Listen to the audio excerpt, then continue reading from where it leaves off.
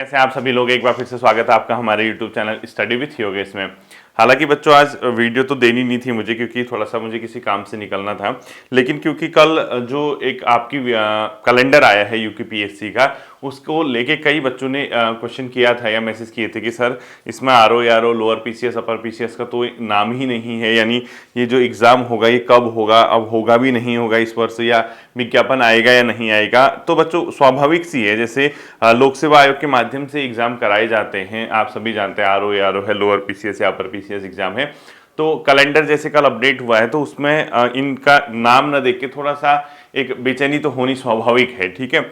लेकिन बच्चों साथ ही साथ एक आध चीज़ मैं आपको क्लियर कर देना चाहता हूँ कि जैसे जो कल आपका अध्याचन निकला हुआ है, सॉरी अध्याचन नहीं, जो आपका कैलेंडर निकला है लोक सेवा आयोग की ओर से, वो सिर्फ उसका निकला है जो विज्ञापन ऑलरेडी प्रकाशित हुआ है और जिसके एग्जाम अभी ऑनगोइंग है, यानी चल रहे हैं। इसमें बेसिकली माध्यमिक शिक्षा विभाग के अंदर जो प्रवक्ता की भर्ती होती है उसके ही उसने एग्जाम शेड्यूल दिया हुआ है। अब आप कहोगे सर उसका दिया है तो हमारा क्यों नहीं दिया, ये तो दिसंबर तक कवर हो गया, अब कहाँ से कैलेंडर आएगा।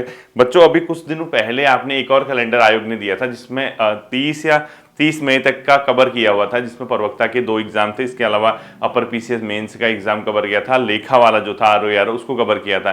तो आज जो कैलेंडर आया तो वो तो है ही है 30 मई, जो 30 मई तक का जो आपका शेड्यूल है 30 मई तक, वो तो रखा ही है। उसके अलावा एक्सटेंड करते हुए उसने क्या किया है, पूरे वर्ष भर जितने भी प्रवक्ता परीक्षा है उसके लिए कैलेंडर जारी कर दिया। अब आप कहोगे सर और का क्यों नहीं किया। देखिए बच्चों, क्योंकि प्रवक्ता का विज्ञापन निकल गया है और प्रवक्ता में 16-17 सब्जेक्ट होते हैं। आप मान के चलिए history, polity, economy, geography, agriculture, इसके अलावा हिंदी, इंग्लिश, सोशल साइंस, कई सब्जेक्ट उसमें होते हैं।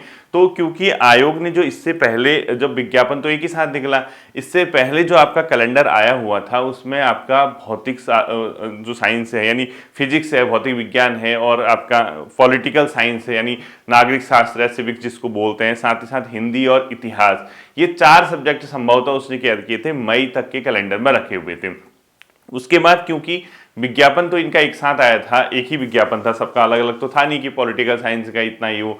तो उसके बाद कई लोगों ने आयोग को मेल किया था, कई छात्रों ने आयोग पे प्रेशर बनाया था कि सर हमारी भी डेट दीजिए, हमारा कब होने वाला है एग्जाम, हम किस हिसाब से तैयारी करें।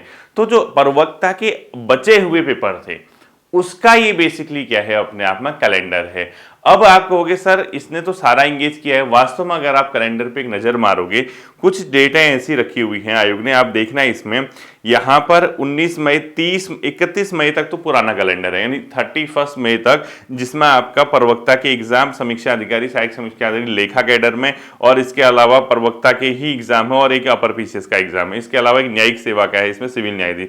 इसके साथ साथ कोई भी एग्जाम उसने नया नहीं रखा मई तक, और सारे एग्जाम क्या है आपके जो पुराने जो पहले कैलेंडर में आए थे वही थे। मई के बाद अगर आप चेक करोगे बच्चों तो सीधे आपका एग्जाम है 11 जून को, ये भी किसका, प्रवक्ता का ही है। उसके बाद 5 जुलाई को है प्रवक्ता का, और बार देखना आप 11 जून को बच्चों बृहस्पतिवार है, यानी आपके जून के महीने में जो 3-4 संडे होते हैं वो कंप्लीटली खाली रखे गए हैं। अगर हो सकता है कि अभी तो क्योंकि आरओ है, लोअर पीसीएस है या अपर पीसीएस है वर्ष 2026 के लिए, उसका तो अध्याचन अगर प्रेषित हो भी गया होगा, क्योंकि अध्याचन कलेक्शन का काम तो चल ही रहा है आजकल, संभवतः आरओ तो पहुंच भी गया होगा वहां। लेकिन जो अपर पीसीएस लोअर पीसीएस है उसके विज्ञापन प्रकाशन से पहले जो अध्याचन अलग अलग डिपार्टमेंट में जहां पद खाली होते हैं उसको कलेक्ट करके लोक सेवा आयोग को भेजने की प्रक्रिया गतिमान है। अब क्या है, जैसे हो सकता है कि मई मिड में आपका विज्ञापन आए, मई एंड में विज्ञापन आए, क्योंकि उनका विज्ञापन नहीं है तो आयोग अगर हो सकता है कि इस अप्रैल एंड तक उसको विज्ञापन प्रकाशित कर दे, या हो सकता है कि मई एंड तक करे, या हो सकता है जून फर्स्ट वीक में करे।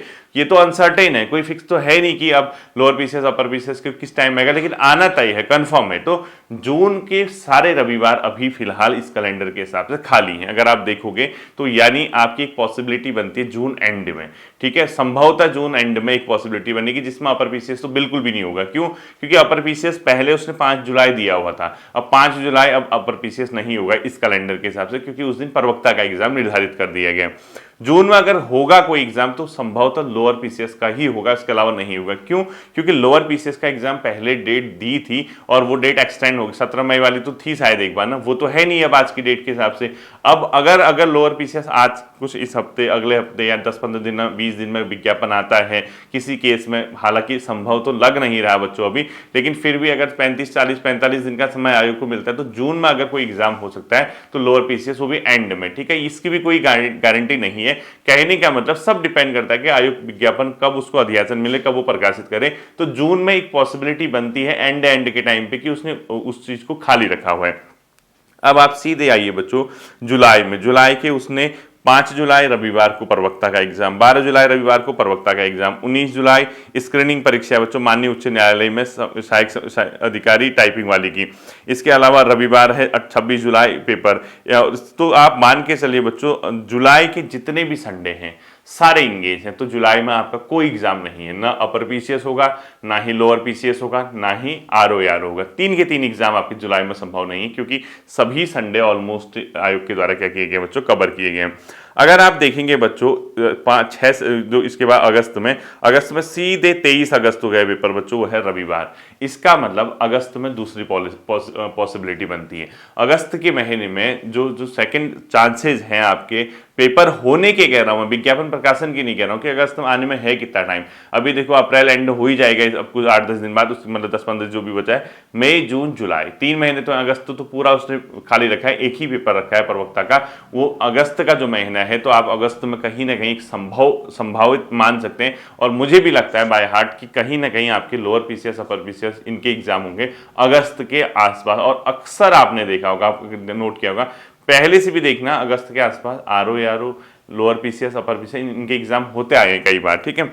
देन अगर आप देखोगे बच्चों सितंबर में उसने पहला 6 सितंबर को रविवार आरक्षित रखा हुआ है, यानी आरक्षित रखा है। तो ऑलमोस्ट मान के चले एक न एक प्रारंभिक परीक्षा आपकी 6 सितंबर के आसपास का जो संडे है वहां पर आपके होने की क्या है, संभावना है। तो एक संडे आपको मिलता है 6 सितंबर को, जहां पर आयोग ने साफ साफ उसको आरक्षित लिखा हुआ है, तो एक कोई चांसेस यहां पर बनते हैं, ठीक है।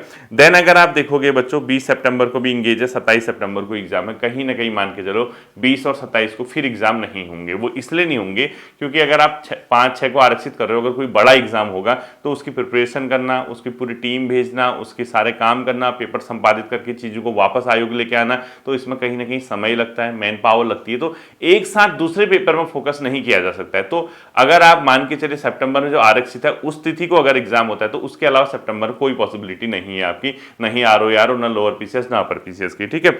देन आपका आता है बच्चों, ये मेरा तर्क है, ठीक है, ये मैं इसलिए नहीं कह रहा हूं कि अब हो सकता है कि हो जाए, ये मुझे जो लगता है, ठीक है, आप हर किसी के अपने विचार है। देन अगर आप अक्टूबर में आते हो तो बच्चों रविवार 4 अक्टूबर को भी आरक्षित रखा है। अब ऐसा ना हो कि जो आपका जो पहला वाला आरक्षित उसमें अपर पीसीएस हो जाए, दूसरे में लोअर, या पहले वाले में आरक्षित में लोअर पीसीएस, दूसरे में अपर पीसीएस, या कहीं इन दोनों से पहले अगस्त में लोअर करा के यहाँ पे कोई आरओआर हो या इस टाइप का। तो सबसे ज्यादा पॉसिबिलिटी बनती इन दो आरक्षित पे, जो उसने क्या लिखा है, एक सितंबर में एक अक्टूबर में, ठीक है। इन दो आरक्षित पे आपके पेपर होने की पूरी संभावना है।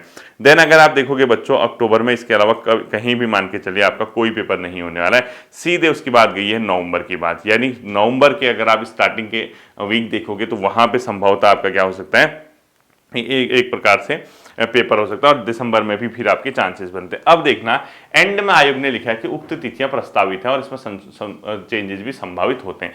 अब सिंपल सी बात मैं आपको बता रहा हूं, क्योंकि प्रवक्ता का एग्जाम ऑलरेडी यहां पर विज्ञापन प्रकाशित हो चुका है, और सबसे ज्यादा जो एक प्रेशर था आज की डेट पे, क्योंकि आधे एग्जाम की डेट तो निकल चुकी है, यानी पहले आयोग ने पहले कैलेंडर में निकाल दी थी। अब दूसरे कैलेंडर में क्योंकि बचे हुए पेपर की डेट देना बहुत आवश्यक था, क्योंकि एक प्रकार से क्योंकि बच्चों को ये होता है कि हमारा पेपर कब होगा भाई, जब आधे आ गए, तो कहीं ना कहीं उसको निकालने के लिए आयोग ने कैलेंडर दिया है। और आपको इसको आयोग का जनरल कैलेंडर न मानते हुए प्रवक्ता परीक्षा से संबंधित एक कंप्लीट कैलेंडर है, ठीक है। ये कैलेंडर जो है प्रवक्ता एग्जाम का ही कैलेंडर मान के चलिए। इसमें लोअर पीसीएस अपर पीसीएस और जो आपका आरओ है या कोई ऐसे जनरल एग्जाम है उसके लिए जो संभावित है, 1 अगस्त में कोई ना कोई आपका एग्जाम होने की पूरी संभावना है। 5 सितंबर को आपको किसी न किसी चीज का प्री दिखेगा। दूसरा 4 अक्टूबर वाले संडे को जो भी है भी आरक्षित बता उस पर प्री देखने को मिलेगा। उसके अलावा सीधे नवंबर एंड दिसंबर यही आपको प्री देखने को मिलेंगे। और मुझे जहां तक लगता है, मेरा अपना जो विचार है, अब सबके अपने विचार हैं। मुझे लगता है कि अगस्त और सितंबर वाले में आपकी ये प्रीलिम्स हो जाएंगे, ठीक है। और जुलाई तक की जहां बात है, जुलाई भी संभवतः, क्योंकि जून खाली रखा है, जून एक ही पेपर है, तो जून तो बहुत क्लोज है बच्चों। अगर कोई ऐसी मतलब बात हुई कि आयोग को अगर हो सकता है कि आयोग के पास अध्याचन पहुंच चुका हो लोअर पीसीएस का, क्योंकि ये तो आयोग ही बता पाएगा या जो जिसने प्रेषित किया अध्याचन उन्हीं को एग्जैक्टली पता होगा। हो सकता है लोअर पीसीएस वगैरह का अध्याचन वहां पहुंच चुका हो, तो जून एंड वाली जो है संभावना आपकी बनती है। अदरवाइज सीधे आपका अगस्त की संभावना है, सितंबर 5 सितंबर वाले की, 4 अक्टूबर वाले की। अगर इतने में हो गया तो हो गया, देन फिर तो नवंबर से तो खाली है ही है। अब आपको सर नया कैलेंडर फिर अब कब देगा आयोग? देखिए, क्योंकि ये कैलेंडर देना बहुत जरूरी था। इससे पहले भी 20-25 दिन 30 दिन पहले, कब 1 डेढ़ महीने 2 महीने पहले कैलेंडर आया है आपका, जिसमें आपके प्रवक्ता के पेपर कवर किए हैं और 30 मई तक का शेड्यूल दिया है। तो उसी शेड्यूल को जारी रखते हुए फिर से कैलेंडर दिया है, और उन बच्चों के लिए दिया है स्पेशली जिसका प्रवक्ता का एग्जाम है। यानी अगर आपका नया कैलेंडर आता है तो मुझे ये लगता है कि जून एंड के आसपास, अगर ये जून में पेपर नहीं कराएंगे तो आपका जो स्टार्टिंग मिड जून है वहां आपका कैलेंडर दिख जाएगा। और अगर नहीं वहां पे देते हैं तो फिर अगर आप मान के चलिए अगर इरादा सितंबर अक्टूबर में पेपर कराने का, तो फिर जुलाई के आसपास ही कैलेंडर नया आपको देखने को मिलेगा, ठीक है।